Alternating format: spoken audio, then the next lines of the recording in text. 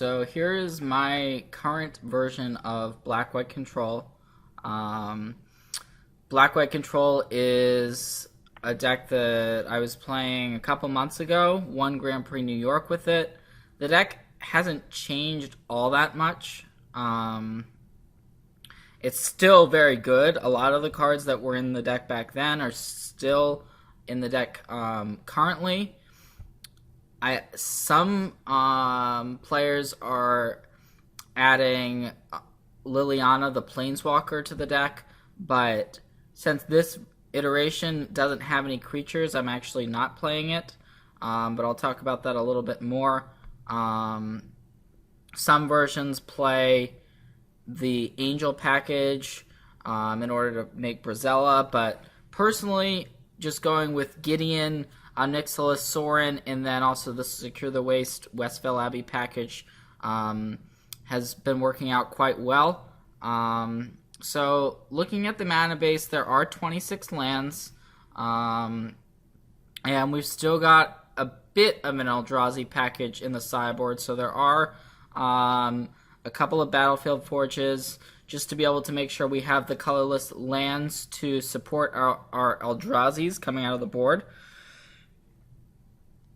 But we are a two-color deck, which means that the mana base is pretty solid. We just want to draw enough lands. Sometimes you'll get these awkward two-land hands where it's close to a mulligan, and you kind of have to use your best judgment on those. And our spells do start at 2 mana. Grasp of Darkness is the best spot removal spell in black, in my opinion. If you can support the double black on turn 2, being able to give something -4/-4 kills a lot in this format. And it's an instant. So 2 copies of Grasp of Darkness. Then there's also, 4 copies of Grasp of Darkness. There's also 2 copies of Ultimate Price. Ultimate Price hasn't really been seeing a ton of play. Normally it sees play as like a 1 or 2 of. There are 2 here as your additional spot removal spells on turn 2. The Transgresses, the number of Transgress main sort of fluctuates. Some people like to play 2, some people like to play 0. I'm actually playing 3. That's one of the advantages of cutting some of the other cards, is that you get to play more Transgresses in the main, and people are playing these control decks a lot of the time, so I really like Transgress at the moment. And then Hallowed Moonlight, it stops Collected Company, but it's also good against various graveyard decks with creatures coming out of the graveyard. It's got a lot of implications, so there's very few matchups where this is actually a dead card, and even then you can still cycle it. So looking at our 3 mana cards, there's actually the newest card in the deck is Oath of Liliana. It's a 2 of. Some versions play 3. I'm playing 2 just because you don't really want to draw 2. It's completely unnecessary. But it is pretty nice when you curve an Oath into a Gideon or Nixilis. You can make your opponent sacrifice their creature. Then when you play Gideon, making 2 2/2s immediately is super good. And so there's 2 copies. Definitely would not cut any Oath of Lilianas. They've been quite impressive. And then we've got some more spot removal here. Going down a little bit on the way to kill, on ways to kill Planeswalkers, just 1 Ruinous Path, and then 2 Anguished Unmaking. Anguished Unmaking can also take care of cards like Fevered Visions, which is pretty popular right now. And it can also deal with an Eldrazi creature at instant speed, like an Elder Deep Fiend, for instance. So I like having 2 copies of Anguished Unmaking in the main. And then our card draw spell of choice, of course, Read the Bones, 4 of those. And being able to cast Read the Bones is super important for this deck, because on turn 3 it can help you find land drops, or it can help you find threats. And the most important threats cost more than 3 mana, so it's very important to hit land drops through turn 4. And we do have 4 Gideons. Gideon is still very good. I know people sort of stopped playing it as Bant Company got popular because you don't want to play a Gideon and then your opponent casts a Collected Company, puts in a Reflector Mage and another creature, kills your Gideon. Yes, those sort of situations, they can happen. Gideon, on the flip side of that, can just win you the game, though. You're on the play, you go Oath into Gideon, and then all of a sudden you're just so far ahead. It's a super difficult to deal with card, and it provides you card advantage. You can make an emblem. It just does so much.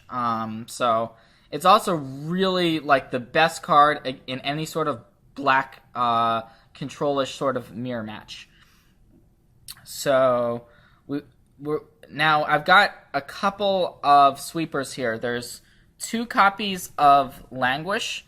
So Languish is a good card for sure. It's good against any sort of aggressive deck. It's pretty good against Bant Company as well. But I've gone with a 2-2 split. I've gone with 2 Languish and 2 Planner Outburst. And the reason why I'm going with 2 Planner Outburst is to get around Spell Queller. I found that the turn where you're going for Languish, a lot of the times it gets Spell Quellered and then you're a little bit too far behind. And so that's why I like the 2 Planner Outbursts here. And there's also a variety of big creatures in the format. For instance, Emrakul. You may see that our 4-mana cards can all get rid of an Emrakul. So if your opponent plays an Emrakul, takes your turn, this deck is not out of it by any means. If you have a Planner Outburst in hand, your opponent is pretty much going to lose their Emrakul no matter what happens. So that's pretty nice. And Nixilis against Emrakul, you play it the turn it comes into play, you tick it up, all of a sudden it's on 6. So even if your opponent is able to -3 it, you're still going to have enough loyalty left over to get rid of an Emrakul. So I really like Nixilis and Planner Outburst against the slower decks. Sorin Grim Nemesis, it just does its thing. It's our big Planeswalker. It kills your opponent, which is nice. It can gain you life. It can get you out of a lot of situations that you in games that you have no business winning. And then lastly, this is basically the card that everyone's been cutting. Secure the Waste used to see play in Green-White Tokens, but Green-White Tokens is kind of falling off the radar. In Black-White Control, it's not seeing that much play. But I'm actually playing 2, and I'm not playing any copies of the Planeswalker Liliana because right now there aren't as many X1s in the format. People are cutting their Selfless Spirits from Bant Company. There's a lot less White Weenie, and this deck does not have ways to recur creatures. So I'm going with the Secure the Waste because I think that Ormondal is still just once you flip Ormondal against so many decks, you just win the game. And Secure plus Gideon is such a powerful combination that I'm still going with 2 copies of Secure the Waste and 2 copies of Westvale Abbey. And this is the main deck. Not that different from, what's been working continues to work. So looking at the sideboard, we've got some more discard. The 4th Transgress, 2 Duresses, and then also 2 Infinite Obliterations. Infinite Obliteration is good against these Eldrazi decks that are trying to beat you with Emrakul or Elder Deep Fiend or what have you. You're able to start off with something like a Duress or Transgress. You know what big threat is in their hand, then you obliterate it, and the game at that point is pretty much a foregone conclusion. There's also 2 Thought-Knot Seers, so we really have a lot we can do to disrupt our opponent's hand against those big mana decks, and you would think that a deck like Ramp or an Eldrazi deck would be a bad matchup, but the sideboard really helps switch things in this deck's favor. Anguished Unmaking is a very versatile removal spell. We only don't want it against the super fast decks. Kalidas is not in the main because, once again, we're dodging a lot of our opponent's removal by not playing creatures in the main, but we do have them in the board. Your opponent may board out removal, or you may board these in against the decks sacrificing creatures, being graveyard recursion decks or ramp decks, or Emerge decks, and then Kalidas is an all-star there. Two more Languishes. They can come in against Bants. They can also just come in against your aggressive decks. There are still people playing White Weenie, so I like to have 4 Languish in the 75. There's one Reality Smasher, which comes in against any of the control or ramp decks. And then 2 Linvalas. Linvala is very good against Bant or against any deck trying to attack your life total, and been pretty happy with those. So this is the current version of Black-White, and I'm pretty excited to hopefully show that this deck is still just as good as ever.